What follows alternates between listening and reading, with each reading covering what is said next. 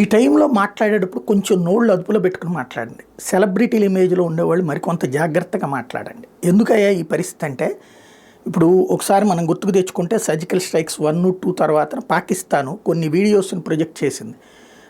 ఏది భారతదేశంలో ఉన్నటువంటి వాళ్ళు భారతే తప్పు చేసిందని చెప్తూ ఉన్నటువంటి ఇప్పుడు సేమ్ చేస్తుంది. అక్కడ ఏకంగా ఇప్పుడు మన దగ్గర విదేశాంగ శాఖ కార్యదర్శి మిస్త్రీతో పాటుగా ఇటు ఖురేషీను సింగు వీళ్ళు ప్రెస్ కాన్ఫరెన్స్లు పెడుతున్నారు కదా, మనం ఎక్కడన్నా వాళ్ళకి సంబంధించిన వీడియోలు ప్రొజెక్ట్ చేస్తున్నామా? లేదు. గురుద్వారా మీద దాడికి సంబంధించిందో లేకపోతే కనుక ఏది ఎయిర్ బేస్కి సంబంధించి చేసినటువంటి తేడాలో ఇట్లాంటిది ప్రొజెక్ట్ చేస్తున్నాం. వాడేం ప్రొజెక్ట్ చేస్తున్నాడు తెలుసా?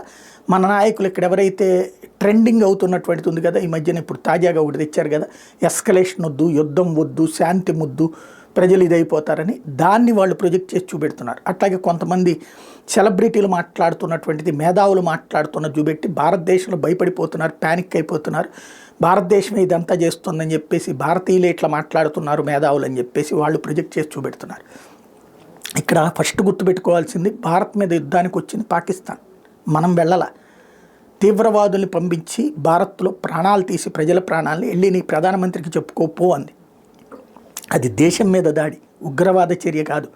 దేశం మీదన పాకిస్తాన్ చేసినటువంటి ఉగ్రదాడి కాదు, అది పాకిస్తాన్ చేసిన యుద్ధం. దానికి ఏం చేయాలా?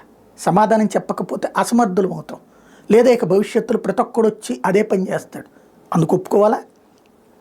దానికి కూడా మనం చాలా బాధ్యతాయుతంగా చేసాం. ఏం చేసాం? ఎవడైతే ఉగ్ర శిబిరాలను వీళ్ళని పంపించారో వాళ్ళకి సంబంధించినటువంటి మూలాల మీదన కొట్టాం. కొట్టి ఇంతవరకే మేము చేయదలుచుకున్నాం, ఉగ్రవాది వచ్చాడు అంటున్నారు, ఉగ్రవాదికి సమాధానం చెప్పాం, ఎనఫ్. ఇంతకు మించి మేము ఎస్కలేట్ కాదలుచుకోలేదు, కానీ రెచ్చిపోయి వస్తే సమాధానం చెప్తా ఉన్నాం. మరి ఆగాలి వాడు, కానీ రెచ్చిపోయాడు, సమాధానం చెప్తున్నాం. ఇక్కడ ఎక్కడన్నా భారత్ తప్పు ఉందే? పాకిస్తాన్ చేసిన తప్పుని భారత్ మీదకు రుద్ది భారత్ ఏదో దూకుడుగా వ్యవహరిస్తోంది అన్నటువంటి ధోరణిలో వాగేటటువంటి వాగుడు పాకిస్తానుడికి ఉపయోగపడుతుంది. ఆలోచించండి.